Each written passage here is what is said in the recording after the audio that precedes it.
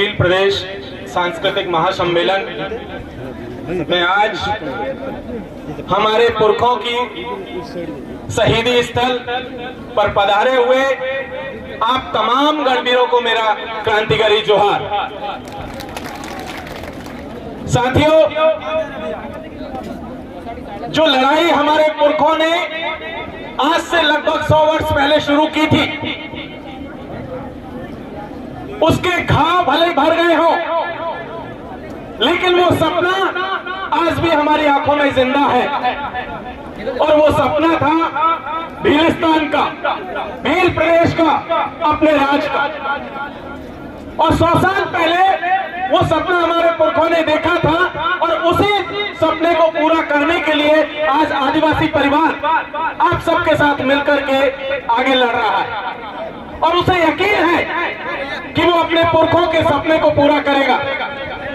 साथियों, जो लड़ाई फिलहाल चल रही है, अभी जो बात यूसीसी की हो रही थी, समान नागरिक संहिता की चल रही थी, हम सब लोग जानते हैं कि ये जो समान नागरिक संहिता का जो लोग दावा कर रहे हैं, जो कह रहे हैं कि एक देश में 2 कानून नहीं चलेंगे, उन्हें ये जानना होगा कि इस देश का जो पूरा का पूरा ढांचा है वो विविधता से भरा हुआ है। उसमें बहुत अलग अलग किस्म के लोग हैं, अलग अलग जातियों के लोग हैं, अलग अलग धर्मों के लोग हैं। हमारा देश एक गुलदस्ते की तरह है।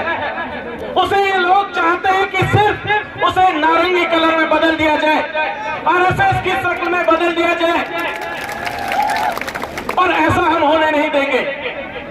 वो चाहे कितनी कोशिशें कर ले, वो चाहे जितनी भी ताकतें लगा ले, वो यूसीसी लागू नहीं कर सकते हैं। और जिस दिन उन्होंने यूसीसी लागू किया तो हमारे पुरखों ने एक नारा दिया था, वो नारा था उल गुलान जिंदाबाद।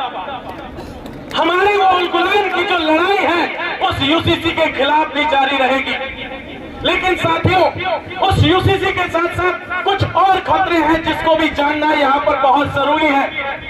यहाँ पर अभी राजस्थान, मध्य प्रदेश, गुजरात, महाराष्ट्र, झारखंड तक से साथी आए हुए हैं। मैं आपको बता दूं, पिछले महीने हमारे देश की सरकार एक अधिनियम लेकर के आई है और उसे पिछले हफ्ते कैबिनेट में पास करने की बात कही जा रही है।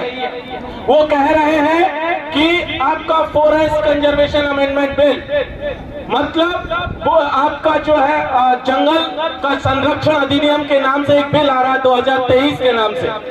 उसमें क्या बातें कही जा रही है उसे जानना बहुत जरूरी है, क्योंकि ये बिल भी हमारे भील प्रदेश के, भीलिस्तान के, हमारा भील खंड का जो सपना है उसको सपने को चूर चूर करने के लिए बिल लाया जा रहा है। उस बिल में कहा गया है कि जितनी भी आपके इलाके से सड़कें गुजरेंगी, चाहे वो आपका नेशनल प्रोजेक्ट के लिए हो, नेशनल हाईवे हो, स्टेट हाईवे हो, उसके आसपास की जमीनों पर किसी भी तरीके का कोई दूसरा कानून लागू नहीं होगा। जैसे कि आप समझिए, कोई नेशनल हाईवे इस इलाके से गुजरता है तो आपका सबसे पहले अनुसूची 5 को खत्म कर दिया जाएगा।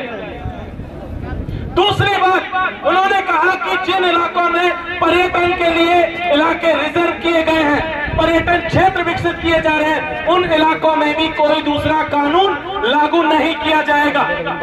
ये उस फॉरेस्ट कंजर्वेशन अमेंडमेंट बिल के प्रावधानों में शामिल है। उसके साथ साथ उन्होंने कहा कि सरकार जिसे चाहे, जिस इलाके को भी एक सिंपल नोटिस निकाल करके उसे स्पेशल जोन में डाल सकती है, और उस इलाके में भी अनुसूची 5, पेशा अधिनियम 1996, फॉरेस्ट राइट एक्ट 2006 वो भी लागू नहीं होगा।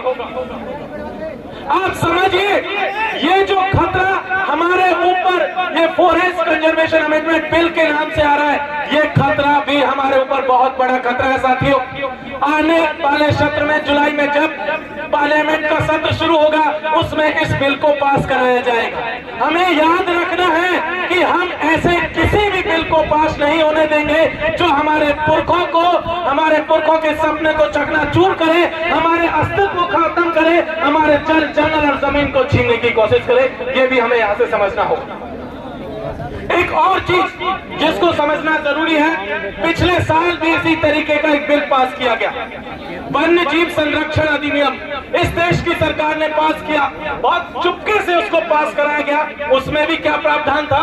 उसमें भी कहा गया कि जिन इलाकों को भी जंगली जानवरों के लिए रिजर्व किया जाएगा, उन इलाकों में भी आपका अनुसूची 5 से लेकर के पेशा, FRA, ये सारी चीजें लागू नहीं होंगी। हुआ क्या उस एक्ट के आने के बाद?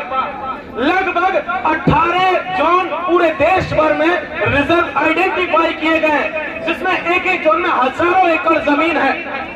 उसे कह दिया गया कि इसे हम वन्य जीवों के लिए रिजर्व करेंगे, और जैसे ही उन इलाकों को रिजर्व किया जाएगा, आप मान लीजिए उन इलाकों में जो आदिवासी रह रहे हैं, जो बाकी लोग रह रहे हैं, उन्हें भी वहां से खदेड़ दिया जाएगा। और ये 18 जोन दरअसल सबसे ज्यादा इन्हीं आदिवासी बहुल इलाकों में है साथी। इसलिए भी हमें उस बिल का विरोध करना बहुत जरूरी है। कुछ चीजें और समझना बहुत जरूरी है।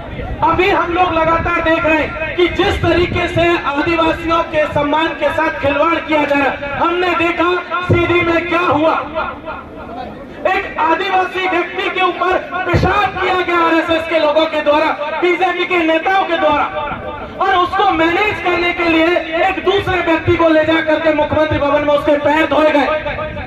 दरअसल हमें पैर धुलवाने की जरूरत नहीं है, हमें जरूरत है हमारे जो संवैधानिक हक है उनको सुरक्षित करवाने की इन RSS और बीजेपी के लोगों से। ऐसा मत सोचिए कि कांग्रेस इनसे बहुत दूर है, दोनों एक ही थैली के चट्टे बट्टे हैं, दोनों में कोई भेद नहीं है। एक नागनाथ है तो दूसरा सांपनाथ है, दोनों जहरीले हैं। इन दोनों से हमें बचने की जरूरत है। हुआ क्या, फॉरेस्ट राइट एक्ट 2006 में आया, उसके तहत कहा गया कि आदिवासियों को जमीन पर पट्टे दिए जाएंगे।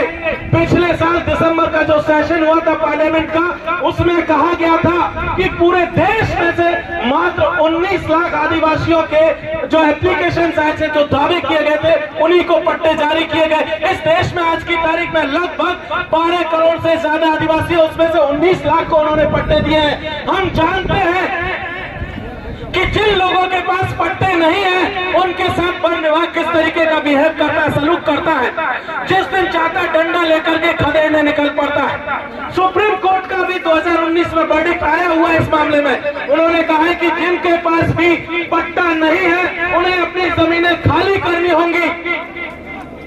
अब आपको तय करना है कि गेंद किसके पाले में रहनी चाहिए, कमल कांग्रेस के पाले में कि हमारे पाले में।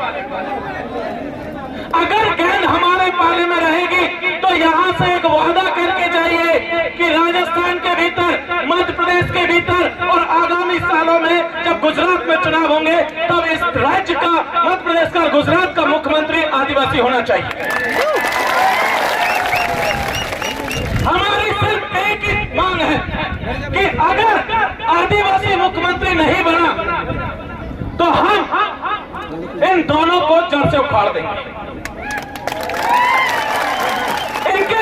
इनको हमने पिछले 75 सालों से देखा।